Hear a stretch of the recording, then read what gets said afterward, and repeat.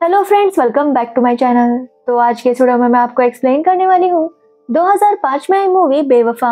तो चलिए without wasting time movie का एक्सप्लेनेशन स्टार्ट करते हैं। मूवी स्टार्ट होती है एक फॉरेन कंट्री से जहाँ पर रहती है अंजलि। अंजलि की माँ कैनेडियन है और उसके पापा इंडियन है, लेकिन उसकी माँ कैनेडियन होते हुए भी उन्हें इंडिया से बहुत लगाव था और वो चाहती है कि अंजलि भी इंडियन कल्चर फॉलो करे। एक्चुअली उन सब का बॉन्ड काफी अच्छा था।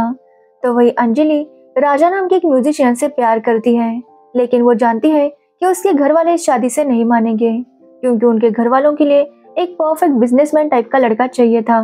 तो वही राजा का करियर अभी इतना स्टेबल नहीं था, लेकिन राजा और अंजलि एक दूसरे से बहुत प्यार करते हैं। अंजलि जब घर पर आती है तो वहाँ पर उसकी बहन आरती भी आई थी। एक्चुअली आरती अंजलि की बड़ी बहन है और वो इंडिया में रहती है अपने हस्बैंड आदित्य के साथ। आदित्य एक बहुत बड़ा बिजनेसमैन है, इसलिए वो काम के सिलसिले में कुछ ज्यादा ही बिजी रहता है। आरती प्रेग्नेंट थी, इसलिए वो अपने मम्मी पापा के पास आई थी। आरती और अंजलि की बातों से पता चलता है कि आरती का पहले भी 2 बार मिसकैरेज हो चुका था, लेकिन आरती इस बार काफी खुश थी क्योंकि उसका 5वां महीना चल रहा था और सब कुछ ठीक था। आरती माँ बनने के लिए काफी ज्यादा एक्साइटेड थी। तो वही आरती बताती है कि आदित्य अपने काम में बहुत बिजी रहते हैं, लेकिन फिर भी वो आदित्य के साथ बहुत ज्यादा खुश थी। आरती बताती है कि डिलीवरी होने से 1 महीने पहले ही आदित्य अपने बिजनेस ट्रिप से वापस आ जाएंगे, जिसके बाद अंजलि आरती को लेकर राजा से मिलवाने जाती है। अंजलि उसे बताती है कि वो राजा से बहुत प्यार करती है, लेकिन वो जानती है कि घर वाले उनकी शादी के लिए नहीं मानेंगे क्योंकि वो चाहते हैं कि अंजलि को भी आदित्य जैसा ही पति मिले। लेकिन आरती कहती है कि अगर अंजलि राजा से इतना प्यार करती है तो वो घर वालों को मना लेगी। आरती बताती है कि जब उसकी डिलीवरी हो जाएगी तो उसके मम्मी पापा दोनों ही बहुत खुश होंगे और तभी आरती राजा के बारे में अपने घर वालों को बताएगी, जिसके बाद वो तीनों काफी टाइम साथ में स्पेंड करते हैं। ऐसे कुछ मंथ गुजर जाते हैं और एक दिन अचानक आरती के पेट में दर्द होता है, इसलिए उसे हॉस्पिटल लेकर जाते हैं। तभी उन्हें पता चलता है कि आदित्य भी आने वाला है, इसलिए अंजलि आदित्य को एयरपोर्ट पर रिसीव करने के लिए जाती है। आदित्य को देखकर अंजलि बहुत खुश थी क्योंकि आरती आज बहुत ज्यादा खुश होगी क्योंकि फाइनली आरती और आदित्य मॉम डैड बन गए थे।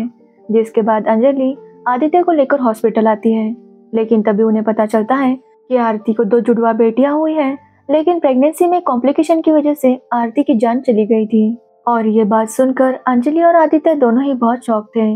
कुछ टाइम बाद आरती का अंतिम संस्कार किया जाता है और अंजलि के पापा आरती के बच्चों के लिए काफी ज्यादा चिंता कर रहे थे क्योंकि उन्हें समझ में नहीं आ रहा था कि बच्चों की देखभाल कौन करेगा। इसलिए वो अंजलि से कहते हैं कि वो चाहते हैं कि अंजलि आदित्य से शादी कर ले क्योंकि अंजलि के मम्मी पापा को राजा और अंजलि के बारे में पता नहीं था। तो वही अंजलि भी जब उन बच्चों को देखती है तो काफी इमोशनल हो जाती है, इसलिए वो डिसाइड करती है कि वो आदित्य के साथ शादी करेगी क्योंकि वो अपने बहन के बच्चों को इस तरह से अकेले नहीं छोड़ सकती। इसलिए वो राजा को बिना कुछ बताए आदित्य से शादी कर लेती है और दिल्ली शिफ्ट हो जाती है। आदित्य जब अपने घर पर वापस आता है तो उसे हर जगह आरती ही दिखाई दे रही थी क्योंकि वो आरती से बहुत प्यार करता था, इसलिए वो चाहकर भी आरती को भुला नहीं पा रहा था। तो वही अंजलि भी बच्चों की देखभाल में लग जाती है। ऐसे ही 3 साल गुजर जाते हैं और अब बच्चे भी थोड़े से बड़े हो गए थे, लेकिन आदित्य और अंजलि का रिलेशन अभी भी वैसा ही था जैसा स्टार्ट में था। आदित्य अभी भी अपनी वाइफ आरती को भूल नहीं पाया था। अंजलि बच्चों के साथ साथ आदित्य का भी बहुत ध्यान रखती है, लेकिन आदित्य उसे ज्यादा अटेंशन नहीं देता। अंजलि को लगता है कि अगर वो आरती जैसी बन जाएगी तो शायद आदित्य उस पर ध्यान देगा, इसलिए वो अपनी हेयर स्टाइल भी आरती जैसे ही करवाती है। यहाँ तक कि जैसे आरती ड्रेस पहना करती थी वैसे ही साड़ियाँ अंजलि भी पहनने लगती है। लेकिन इतना सब कुछ करने के बाद भी आदित्य उस पर ध्यान नहीं दे रहा था और ये बात अंजलि को बहुत ज्यादा हर्ट कर रही थी। साथ ही अंजलि के पास ऐसा कोई भी नहीं था जिसके साथ वो ये बातें शेयर कर सके।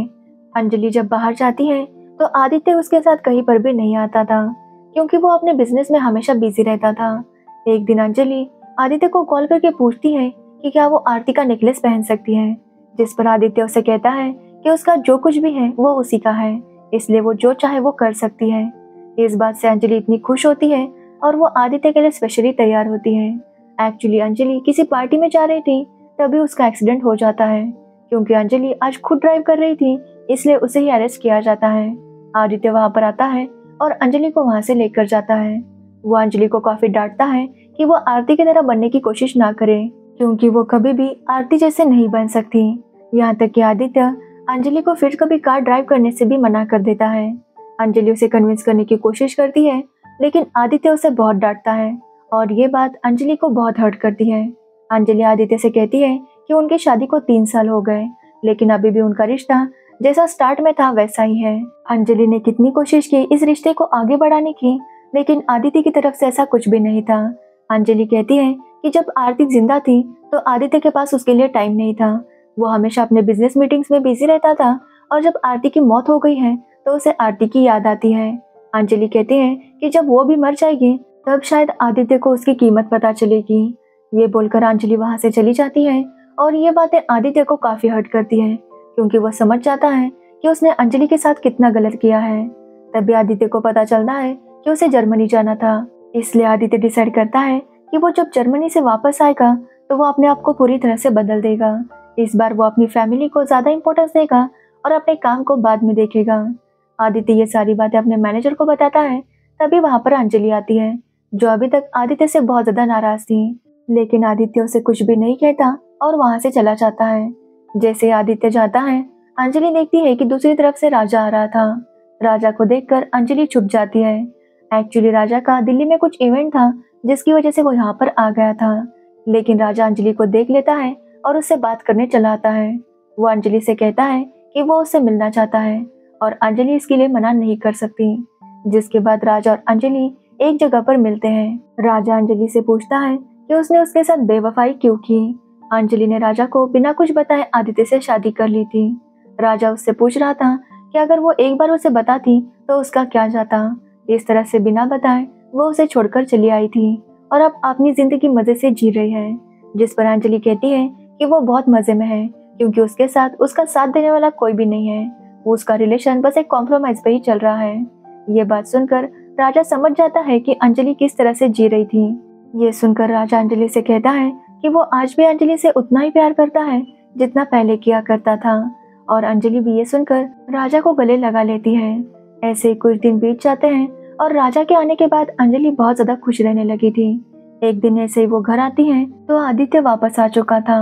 आदित्य को देखकर अंजलि के तो होश ही उड़ जाते हैं, क्योंकि उसे लगा नहीं था कि आदित्य इतनी जल्दी वापस आएगा। आदित्य अंजलि से कहता है कि उसने प्लान किया है कि वो सब लोग वर्ल्ड टूर पर चले जाएंगे, क्योंकि वो चाहता है कि वो अब अपनी फैमिली को पूरा टाइम दे। और इससे पहले कि अंजलि कुछ कह पाती, आदित्य उसे अपने दोस्त दिल और उसकी वाइफ पल्लवी से मिलवाता है। आदित्य बताता है कि ये दोनों उसके खास दोस्त हैं जिनसे वो 3 सालों बाद मिल रहा है। तभी अंजलि देखती है कि पल्लवी उसे घूरे जा रही थी और ये बात अंजलि को काफी अजीब लगती है। जिसके बाद अगले दिन अंजलि जब बच्चों को लेने स्कूल जाती है तो वो राजा को कॉल करके बताती है कि आदित्य इंडिया वापस आ चुका है। वो राजा से कहती है कि वो खुद उसे कांटेक्ट करेगी, राजा उसे कॉल ना करे, और मौका मिलते ही वो उससे मिलने भी आ जाएगी। तभी वहाँ पर आदित्य आता है और अंजलि से पूछता है कि वो किससे मिलने जाने वाली है। अंजलि बहाना बनाती है कि वो पार्लर जाने वाली थी, जिस पर आदित्य स्माइल करता है और कहता है कि वो आज से हर वो काम करेगा जो उसने पहले नहीं किया। वो अब अपनी फैमिली को अपना पूरा टाइम देगा, इसलिए वो सरप्राइज देने के लिए यहाँ पर आ गया था। आदित्य को वहाँ देखकर बच्चे भी बहुत ज्यादा खुश होते हैं, लेकिन अंजलि थोड़ी सी डरी हुई थी। जिसके बाद अंजलि मेट्रो पकड़कर राजा से मिलने जाने वाली थी। वो राजा को एक दूसरे मेट्रो स्टेशन पर बुलाती है। अंजलि जब मेट्रो से जा रही थी तभी उसे मेट्रो में आदित्य मिलता है। आदित्य बताता है कि आज रोड पर बहुत ट्रैफिक था, इसलिए उसने भी मेट्रो पकड़ ली। तभी आदित्य देखता है कि दिल और पल्लवी भी वहाँ पर थे। अब इन दोनों को देखकर अंजलि और ज्यादा डर जाती है। जिसके बाद वो लोग एक मेट्रो स्टेशन पर उतरते हैं जहाँ पर राजा अंजलि का इंतजार कर रहा था। लेकिन जैसे ही राजा अंजलि को आदित्य के साथ देखता है तो वो छुप जाता है, लेकिन दिल राजा को देख लेता है और कहता है कि वो उसका बहुत बड़ा फैन है। जिसके बाद दिल अंजलि और आदित्य को भी राजा से मिलवाता है। तो वही अंजलि काफी ज्यादा डरी हुई थी। वो सब लोग घर जाते हैं और कुछ टाइम बाद अंजलि फिर से राजा से मिलने आती है।